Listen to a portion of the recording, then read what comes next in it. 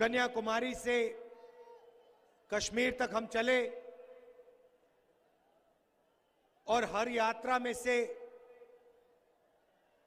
एक दो नारे निकलते हैं।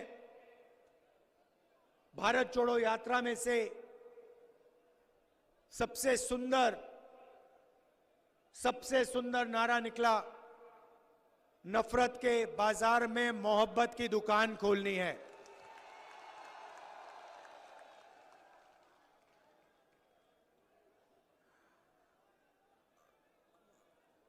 चार 4000 किलोमीटर हम चले और जो नफरत मीडिया में दिखती है, 24 घंटे मीडिया में आपको दिखता है कि हिंदुस्तान का एक भाई दूसरे भाई से लड़ रहा है, एक धर्म का आदमी दूसरे धर्म के आदमी से लड़ रहा है, एक जात दूसरी जात से लड़ रही है। मुझे देखने को मिला कि ये सिर्फ मीडिया की सच्चाई है। देश में लोग एक दूसरे से मोहब्बत करते हैं, इज्जत करते हैं और प्यार से रहना चाहते हैं।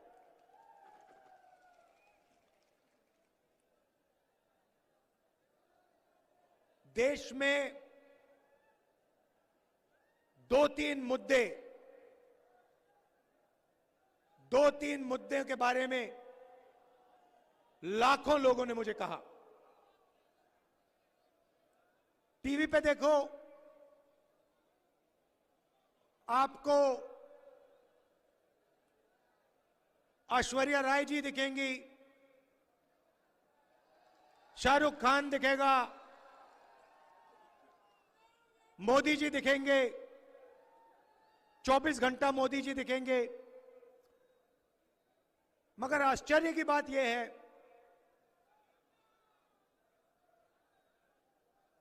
कि देश के किसान, उनकी आवाज, देश के बेरोजगार युवाओं की आवाज, गरीब मजदूरों की आवाज और उनके मुद्दों के बारे में आपको टीवी में कुछ नहीं दिखने वाला।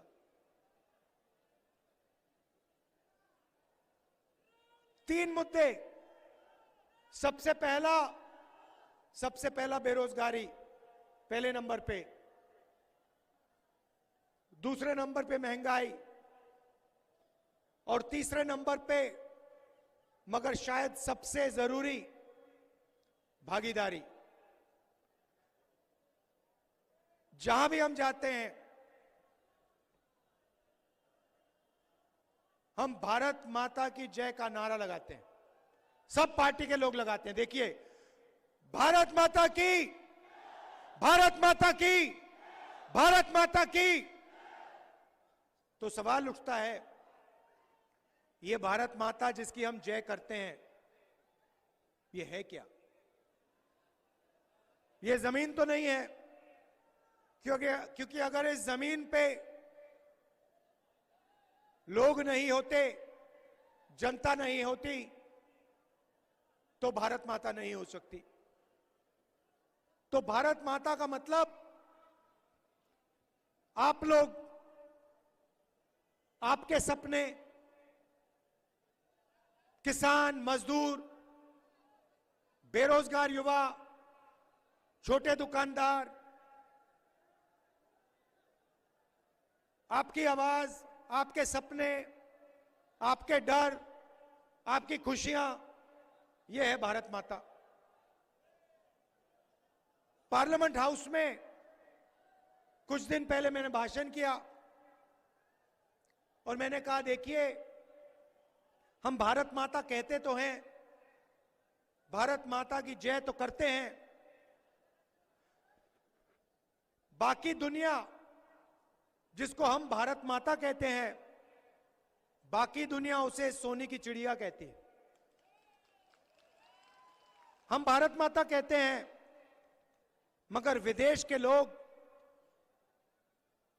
हमारी भारत माता को सोने की चिड़िया कहते हैं। मतलब भारत माता में धन की कोई कमी नहीं है। अरबों रुपए भारत माता की मेहनत से, खून पसीने से अरबों रुपए बनते हैं। सवाल यह है, अरबों रुपए क्या वापस भारत माता को मिल रहे हैं या फिर 2, 3, 4 चुने हुए उद्योगपतियों को जा रहे हैं? यह सवाल है। हमारे युवा 24 घंटा बेरोजगार भटकते हैं। प्राइवेट कॉलेज में, प्राइवेट यूनिवर्सिटी में पढ़ते हैं, लाखों रुपए लग जाते हैं। पढ़ाई के बाद पता लगता है कि देश में रोजगार ही नहीं। तो मैंने पार्लियामेंट हाउस में बहुत गहरा सवाल पूछा नरेंद्र मोदी से, बीजेपी के नेताओं से, और मैंने पूछा कि भारत माता का हम नारा लगाते हैं, मगर भारत माता में किसकी कितनी आबादी है यह किसी को नहीं मालूम। मैंने जाति जनगणना की मांग की। मैं आपसे पूछूं, जो छत पे लोग खड़े हैं, आपसे पूछूं कि देश में पिछड़ों की कितनी आबादी है, आप मुझे जवाब नहीं दे सकते। लोग जानते हैं कि पिछड़े वर्ग की बहुत बड़ी आबादी है, मगर ये नहीं जानते कि कितनी है। यह सवाल जरूरी क्यों है? क्योंकि अगर हम भागीदारी देना चाहते हैं, पिछड़ों को भागीदारी देना चाहते हैं, तो हमें मालूम होना पड़ेगा कि पिछले हैं कितने। भाइयों और बहनों, देश को एमपी और एमएलए नहीं चलाते हैं। अगर आप यह सोचते हो, आप गलतफहमी में हो। देश को आईएएस के अफसर चलाते हैं। किसी भी बच्चे से पूछ लो,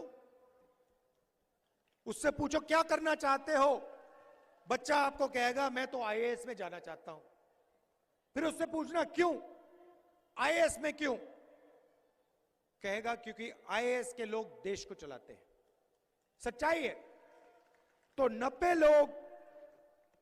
90 आईएएस के अफसर हिंदुस्तान को चलाते हैं। बजट का हर पैसा, एक एक पैसा के बारे में ये 90 लोग निर्णय लेते हैं। नरेंद्र मोदी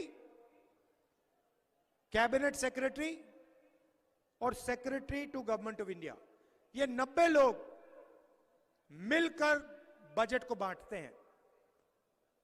यहां पे आपकी कनाल नहीं बनी। ईआरसीपी का वायदा किया था नरेंद्र मोदी जी ने, जयपुर में किया, अजमेर में किया, मगर कनाल नहीं बनी। निर्णय 90 अफसरों ने और नरेंद्र मोदी ने लिया। स्वास्थ्य में कितना पैसा जाता है, शिक्षा में कितना जाता है, 90 अफसर लेते हैं। बीमा योजना में कितना जाता है, 90 अफसर लेते हैं। सेना में कितना जाता है, 90 अफसर लेते हैं। तो मैंने पार्लियामेंट में सवाल पूछा, 90 में से पिछड़े वर्ग के कितने लोग हैं? 90 में से दलित कितने, आदिवासी कितने, गरीब जनरल कास्ट के कितने और पिछड़े वर्ग के लोग कितने? और जैसे ही मैंने यह सवाल पूछा, बीजेपी के लोग कांपने लगे। राहुल गांधी ने यह कैसे पूछ लिया, यह सवाल कैसे पूछ लिया राहुल गांधी ने? नरेंद्र मोदी पहले कहते थे मैं ओबीसी का हूं, हर भाषण में मैं पिछड़े वर्ग का हूं, मैं ओबीसी का हूं, और जब मैंने जाति जनगणना की बात की, मैंने ओबीसी वर्ग को भागीदारी देने का सवाल उठाया। उसके बाद नरेंद्र मोदी कहते हैं, सब भाषण में कहते हैं, भाइयों और बहनों, देश में सिर्फ एक जात है, वो है गरीब। मतलब आप ओबीसी और देश में सिर्फ एक जात, वो गरीब। जब चुनाव जीतने का समय आया तो आप ओबीसी, जब पिछड़ों को उनकी शक्ति दिखाने का समय आया, उनको भागीदारी देने का समय आया, जाति जनगणना करने का समय आया, तो देश में कोई जात नहीं, सिर्फ एक गरीब। भाइयों और बहनों, बीजेपी के लोगों ने जवाब नहीं दिया, मगर मैंने आंकड़ा निकाला, 90 में से सिर्फ 3 अफसर ओबीसी वर्ग के हैं। आपकी आबादी कम से कम 50% है, कम से कम आपकी आबादी 50% है, और 90 में से 3 आपके। और सुनिए, वो 3 अफसर बड़ी मिनिस्ट्री नहीं चलाते, वो कोने में बैठते हैं। अगर हिंदुस्तान की सरकार 100 रुपए खर्च करती है, तो ओबीसी अफसर सिर्फ 5 रुपए का निर्णय लेते हैं। आपकी आबादी 50%, आपकी हिस्सेदारी 5%। यहां आदिवासी भाई बहन भी हैं। आपकी आबादी 12 से 14% है देश में, 90 में से 3 अफसर आपके। और अगर पिछड़े वर्ग के अफसर 100 में से 5 रुपए का निर्णय लेते हैं, तो आदिवासी अफसर 100 में से 10 पैसा का निर्णय लेते हैं। 50% आबादी, 5% भागीदारी। 12 से 14% आबादी और 100 में से 10 पैसे की भागीदारी। यह सच्चाई है। इनकी योजनाएं देखिए, हमारी योजनाएं देखिए। हमारी योजना मनरेगा, पैसा कहां जाता है? पिछड़ों के पास, दलितों के पास, आदिवासियों के पास, गरीब जनरल कास्ट के लोगों के पास। भोजन का अधिकार पिछड़ों के पास, दलितों के पास, आदिवासियों के पास, गरीब जनरल कास्ट के पास। हमारी सारी की सारी योजनाएं पिछड़ों को दी जाती हैं, गरीब जनरल कास्ट के लोगों को दी जाती हैं, आदिवासियों को, दलितों को। जीएसटी की योजना लाए। जीएसटी से किसी को यहां पे फायदा हुआ? नहीं। जीएसटी से अदानी को फायदा हुआ। नोटबंदी लाए, गरीबों को फायदा हुआ? फसल बीमा योजना का उदाहरण देना चाहता हूं। फसल बीमा योजना में हिंदुस्तान की सरकार आपसे जीएसटी का पैसा लेती है। 35,000 करोड़ रुपए आपसे लिया जाता है। 20,000 करोड़ रुपए दिल्ली की सरकार डालती है, 10,000 करोड़ रुपए स्टेट की सरकार डालती है, 5,000 करोड़ रुपए किसान देता है। 35,000 के 35,000 रुपए नरेंद्र मोदी 16 कंपनियों को देता है। मतलब पैसा आपका, जीएसटी से आपने दिया। 35,000 करोड़ रुपए 16 कंपनी को नरेंद्र मोदी देते हैं। उसमें आपको एक ओबीसी, एक दलित, एक आदिवासी, एक गरीब जनरल कास्ट का आदमी नहीं मिलेगा। एक नहीं मिलेगा। पैसा आपका, फायदा चुने हुए लोगों को करोड़ों रुपए की सैलरी मिल रही है, उनको अरबपति बन रहे हैं। और जब तूफान आता है, खेत का नुकसान होता है, तो किसान फोन लगाता है, कंपनी को फोन लगाता है, 2-3 दिन बाद फोन लगता है, और फिर किसान कंपनी वालों से कहता है मेरा खेत खत्म हो गया, खेत बर्बाद हो गया, मेरी फसल का नुकसान हुआ। कंपनी वाले कहते हैं तुम्हारा तो कोई नुकसान ही नहीं हुआ, तुम कौन हो, और फोन रख देते हैं। ईमेल लिखता है, ईमेल का जवाब नहीं आता। मतलब पैसा आपका जीएसटी से आपने दिया, नरेंद्र मोदी ने 16 बड़े उद्योगपतियों को दिया, और जो पैसा आपको मिलना था, बीमा योजना का पैसा मिलना था, समय आता है तो आपको नहीं मिलता। आपने जेब कतरे को काम करते हुए कभी देखा है? अकेला जेब कतरा नहीं आता, 3 होते हैं, 3 आते हैं एक साथ, 3 आते हैं।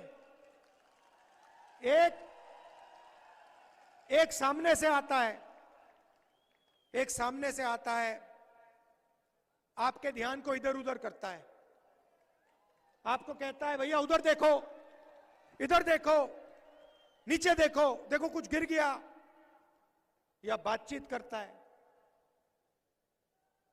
दूसरा पीछे से आता है, ब्लेड से जेब काट लेता है। और तीसरा खड़ा होता है, देखता रहता है कि अगर किसी ने देख लिया, भीड़ को पता लग गया, तो धमकाने का काम वो करता है। बात समझ आ गई आपको? सामने से नरेंद्र मोदी जी आते हैं, सामने से आते हैं, कहते हैं भाइयों थाली बजाओ, भाइयों मोबाइल फोन की लाइट ऑन करो, भाइयों हिंदू मुस्लिम, भाइयों एक जात को दूसरे जात से लड़ाओ, भाइयों चांद की ओर देखो, भाइयों मुझे ओबामा से गले लगते हुए देखो। सामने से नरेंद्र मोदी जी ध्यान भटकाने का काम करते हैं, पीछे से अदानी जी आते हैं, पीछे से अदानी जी आते हैं, आपको पता भी नहीं लगता, जेब में से पैसा निकल जाता है, पता भी नहीं लगा। जयपुर का एयरपोर्ट अदानी के हाथ में, मुंबई का एयरपोर्ट अदानी के हाथ में, सीमेंट अदानी के हाथ में, खेती अदानी के हाथ में, खेत का स्टोरेज अदानी के हाथ में, सेब अदानी के हाथ में, सब्जी अदानी के हाथ में। और दूसरी साइड से अमित शाह देखता है सीबीआई ईडी को लिए, कहता है कोई आवाज ना करे। ये है सिस्टम। अब बात समझ आ गई आपको? तो हमने साफ कह दिया है कि हम चाहते हैं, अब कांग्रेस पार्टी देखिए, कांग्रेस पार्टी ने आपका टाइम कभी जाया नहीं किया। जब आपको जरूरत पड़ी, कांग्रेस पार्टी आपके साथ खड़ी हुई। सबसे पहले आपको जरूरत आजादी के समय पड़ी थी। भैया ठहर जाइए। सबसे पहले आपको आजादी के समय कांग्रेस पार्टी की जरूरत पड़ी। कांग्रेस पार्टी ने आपके साथ खड़े होकर अंग्रेजों को परे कर दिया, हटा दिया, भगा दिया। उसके बाद हरी क्रांति, सफेद क्रांति, लिबरलाइजेशन, कंप्यूटर रेवोल्यूशन, ये सारा का सारा काम कांग्रेस पार्टी ने आपके साथ कदम मिलाकर किया है। तो मैं आपसे कहना चाहता हूं, अब देश में क्रांतिकारी काम करने का समय आ गया है। अब ये जो देश में बेरोजगारी फैला दी है नरेंद्र मोदी ने, जो महंगाई फैला दी है नरेंद्र मोदी ने, इसको खत्म करने का समय आ गया है। और इसका तरीका मैं बहुत सोच समझ के कह रहा हूं। बेरोजगारी को मिटाने का तरीका, महंगाई को कम करने का तरीका, पिछड़ों को, दलितों को, आदिवासियों को और गरीब जनरल कास्ट के लोगों को भागीदारी देने का है। जिस दिन हमने गरीबों को, पिछड़ों को, आदिवासियों को, दलितों को इस देश को चलाने में भागीदारी दे दी, उस दिन इस देश में चमत्कार हो जाएगा। देश हमेशा के लिए बदल जाएगा। छोटे काम होते रहेंगे, मगर क्रांतिकारी काम, जाति जनगणना का काम राजस्थान में और दिल्ली में कांग्रेस पार्टी देश की जनता के लिए करने जा रही है। इससे पिछड़े वर्ग को, जो कम से कम 50% है, पिछले वर्ग को अपनी सच्ची शक्ति समझ आ जाएगी। जिस दिन पिछले वर्ग को अपनी सच्ची शक्ति समझ आ गई, उस दिन देश बदल जाएगा, देश में क्रांतिकारी काम हो जाएगा, देश का चेहरा नहीं पहचाना जाएगा। तो हम ये करके देंगे। 7 वायदे हमने आपसे किए हैं। राजस्थान का चुनाव है, मैं आपको 15 लाख वाला झूठ नहीं बोलूंगा। यहां पे भीड़ में मैं नहीं बोलना चाहता। वो नरेंद्र मोदी जी बोलते हैं, उनको बोलने दीजिए।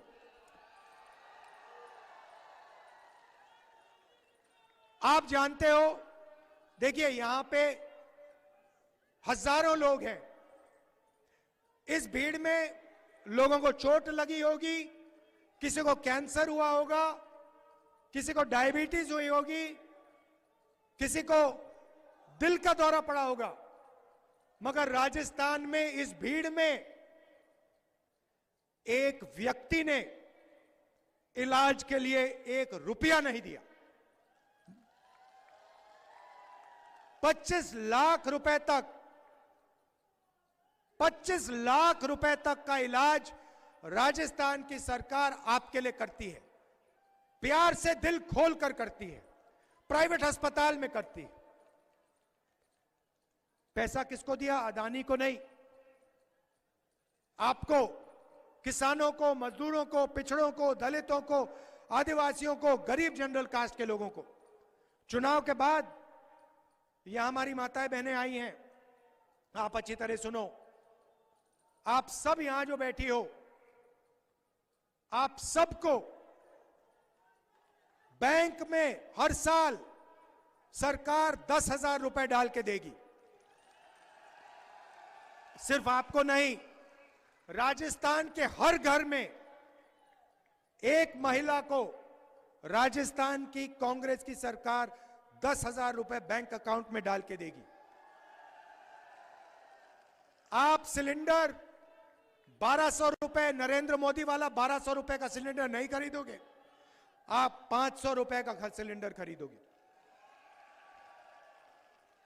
यहां पे जो कैनाल का काम नरेंद्र मोदी ने पूरा करने का वायदा किया था, ERCP वाला, उन्होंने नहीं किया, मगर राजस्थान की सरकार ने अपने पैसे से कैनाल की जिम्मेदारी ली है और इस कैनाल को, इसका काम हम पूरा करके दिखाएंगे। और शायद सबसे बड़ा काम जो हमारे सरकारी कर्मचारी हैं, जिनकी जेब में से नरेंद्र मोदी ने ओल्ड पेंशन स्कीम छीना, उस ओल्ड पेंशन स्कीम को हम वापस उनके हवाले करने जा रहे हैं, कर दिया है, और उसका पूरा का पूरा फायदा सरकार के कर्मचारियों को मिलेगा। भाई और बहनों, निर्णय आपको करना है। मोदी जी की गारंटी का मतलब अदानी जी की गारंटी, कांग्रेस पार्टी की गारंटी का मतलब आपकी गारंटी, भारत माता की गारंटी। हम भारत माता की जय करते हैं और भारत माता की आवाज सुनकर भारत माता की मदद करते हैं, भारत माता का धन भारत माता को वापस देते हैं। वो भारत माता के नारे लगाते हैं और अदानी जी की जय करते हैं। आपको निर्णय लेना है, कांग्रेस पार्टी को यहां जिताइए, भारी बहुमत से जिताइए। मैं जानता हूं यहां पे 4 की 4 सीट आप हमें दे रहे हैं, इसका मैं आपको दिल से धन्यवाद करता हूं। नमस्कार, जय हिंद।